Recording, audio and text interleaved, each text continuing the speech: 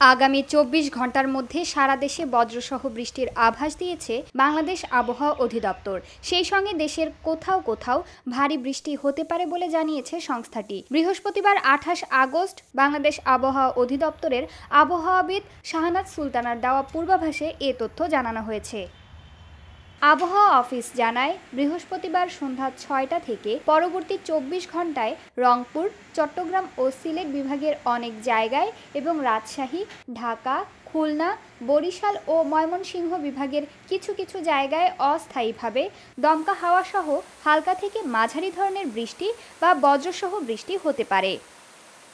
সেই সঙ্গে সারা দেশের কোথাও কোথাও মাঝারি ধরনের ভারী থেকে ভারী বর্ষণ হতে পারে। সারা দেশে দিন এবং রাতের তাপমাত্রা সামান্য কমতে পারে। এছাড়া সেই পূর্বাভাসে আরও বলা হয়েছে, আজ শুক্রবার ২৯ আগস্ট সন্ধ্যা ৬টা থেকে পরবর্তী ২৪ ঘন্টায় রংপুর বিভাগের অনেক জায়গায় এবং ঢাকা, রাজশাহী, খুলনা, বরিশাল, চট্টগ্রাম, ময়মনসিংহ ও সিলেট বিভাগের কিছু কিছু জায়গায় অস্থায়ীভাবে দমকা হাওয়া সহ হালকা থেকে মাঝারি ধরনের বৃষ্টি বা বজ্রসহ বৃষ্টি হতে পারে।